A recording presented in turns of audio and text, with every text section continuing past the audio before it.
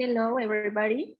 Good afternoon. Thank you very much for the presentation and the invitation to this event.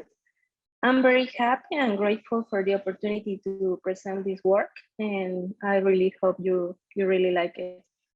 Well, the title of this work is a novel non-invasive integral imaging assessment in atrial fibrillation by cardiac tomography. These are the authors who participate in this study. This was a multidisciplinary group that includes hemodynamics, cardiologists, and imaging specialists. Well, this study took place in Mexico country. Well, what do we know about atrial fibrillation? We know that it is the most common arrhythmia in adults. It affects 1 to 2% of general population. And we know that it increased 5 times the incidence of cardiovascular disease. And also it is responsible for 50 to 20% of all cerebral thromboembolic events.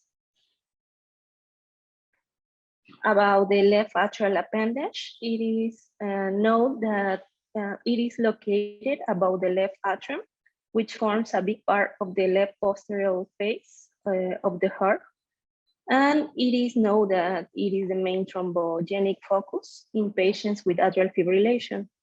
In atrial fibrillation, what happened? Well, the atrial rate is so fast that it doesn't allow adequate atrial contraction, decreasing the blood that passes to the ventricular cavity, and it creates blood stasis at the level of the left atrial appendage, as we can see in this image. This blood stasis start to create thrombus formation at the level of the left atrial appendage. It is the main risk factor for creating embolic events later. The left atrial appendage is so important in the pathophysiology for the embolic events that there are also some therapies for the prevention of embolic events that decide the occlusion of this little part of the atrial, left atrial. That is the occlusion of this structure. Well, about this, there are some articles like we can see here. How important is this? Well, we can see in this AHA statistical update that the main causes of death worldwide are cardiovascular disease. And in this group, the strokes represent a big part of them. So here's the importance to study the causes of these thromboembolic events because it is an important disease worldwide. Well, the appendage has different parts, as we can see in this image. It has an ostium, a neck, and a lower region. There are 4 types of morphology according to the to some authors, and this is mainly based on his shape. We can see in this picture the 4 groups of left atrial appendage that exist. We can see that the most common is the chicken wing type in 48%, following by cactus in 30%, windsock 19%, and in the last place, the cauliflower type, just in the 3% of the general population.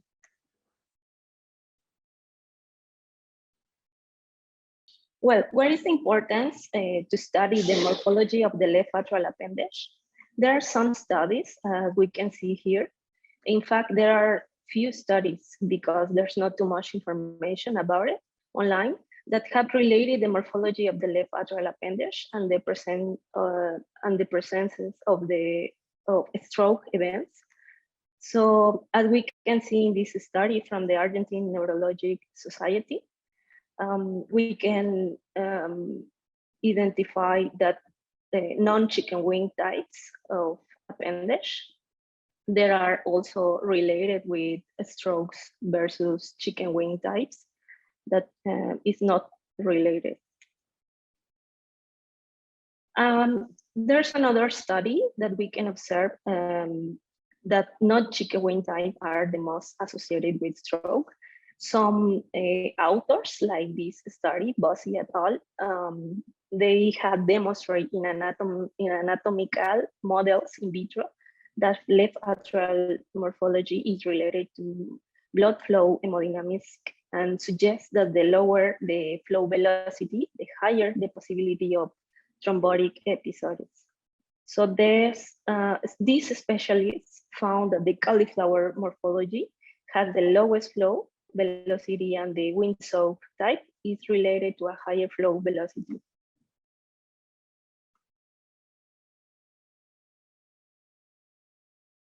About the cardiac tomography, it's important to mention some of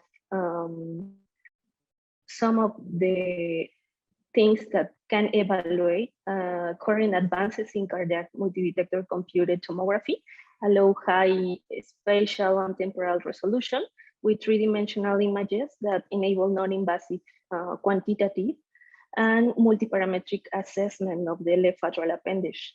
So there are already comparative studies between transesophageal echocardiogram and computed tomography in the identification of intracavitary thrombo, where the cardiac tomography, showing better diagnosis occurrence.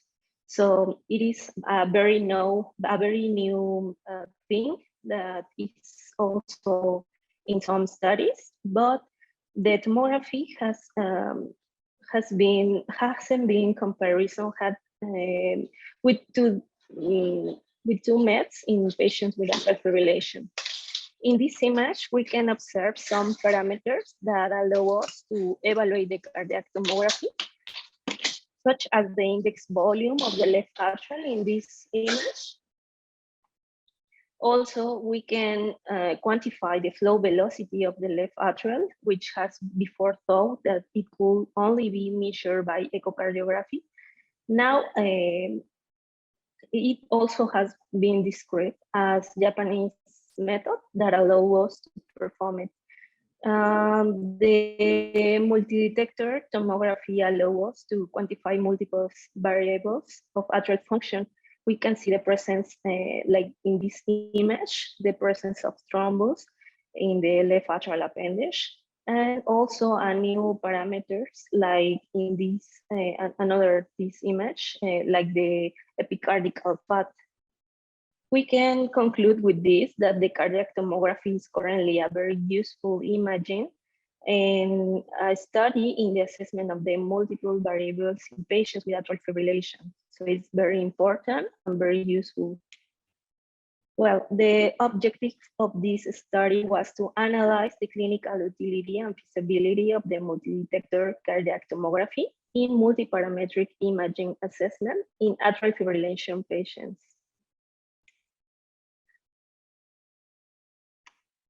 About the method, this was a prospective case control study in 84 subjects, which 54 atrial fibrillation subjects and 30 was healthy subjects. Left atrial appendage morphology was classified as I mentioned before in cactus, chicken wing, windsock, and cauliflower types. Intracardiac thrombus, stroke history, and Chapbacks scale were compared to cardiac multi-detector tomography atrial imaging assessment. Well, in this table, we can see the clinical characteristics that we evaluate in this study. We can see some of the things that we evaluate in these patients, such as the age, gender, body mass index, the present or not of some diseases like diabetes, dyslipidemia, smoking, alcoholism, history of a previous thromboembolic event, and also the treatment in these patients and the Chapbacks score. In this other table, we can see the clinical characteristics that we evaluate in this study. We can see about some things that we evaluate by tomography, like just like calcium score, left atrial volume maximum, left atrial volume minimum, the ejection fraction of the left atrial appendage, also the presence or not the thrombus in the morphology, also the left atrial fraction ejection. As we can see, the tomography allows to quantify a lot of things that I'm going to explain later. In this box, we can see the representation of some results of the study. We can see in box A, the comparison of the flow velocity of the left atrial appendage between the patients with atrial fibrillation and the control group. You can clearly observe the big difference in red color. There are the atrial fibrillation patients. As you can see, there were lower than the control group. And on the other hand, in box B, we can observe the flow velocity of the left atrial appendage in patients with atrial fibrillation and the presence of thrombus in the left atrial appendage. We can see a marked difference in between patients with the presence of thrombus, where the flow velocity is much lower than the patients that doesn't have thrombus. In relation to patients without presence of thrombus, where the levels are, well, more dispersed. Well, here in those tables, we can observe in table A, in box A, the differences between the index volume of the atrial fibrillation of the atrial and the left atrial appendage in the presence of thrombus. We can see that the relationship of the index volume of the left atrial in relation to the presence of thrombus, it was higher than patients that doesn't have thrombus.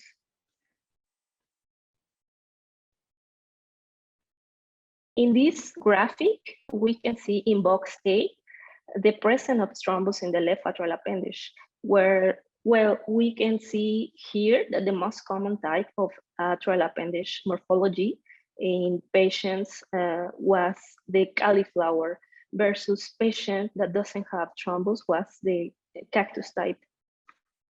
In box B, we can observe the relationship between the morphology of the left atrial appendage and the presence of the thrombus in the left atrial appendage. And we can see that it was related to a high risk in the CHA2DS2-VASc score. It was, or we can conclude that the cauliflower type is related to the presence of a thrombus in the left atrial appendage and a high risk of CHA2DS2-VASc score. In this image, we can observe some pictures that we obtained through the cardiac tomography. We can see some pictures from our patients. In image A, we can observe the index volume of the left atrial. We can see the great size of this atrial, like we see here. A typical thing of these patients that have atrial fibrillation. In box B, we can observe the quantified flow velocity in this patient. Like I said before, it was a new method that we discovered in a Japanese study, and we want to try to quantify this by this method. We can see the differences when there's the presence of a thrombus versus where there isn't. And we can observe a thrombus in this image C. We can see the presence of thrombus. It covers more than 50% of the cavity in a 3D dimension. And finally, on the right part of this slide, we can observe in numbers the 4 types of morphology of the left atrial appendage in a reconstructed in 3D. Number 1, we can find the cauliflower type. Number 2, the windsock. Number 3, the cactus type. And number 4, the chicken wing type. how we can observe multi-detector cardiac tomography allow us to quantify diverse variables that help us as a doctor to decide the treatment with each patient. In conclusion, this parametric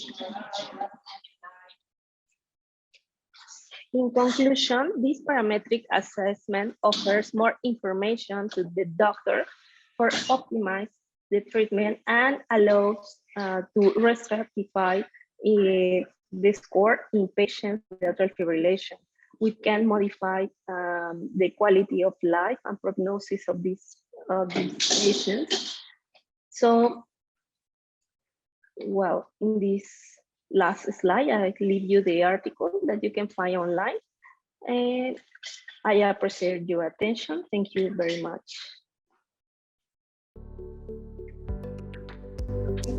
Thank you, Dr. Larissa.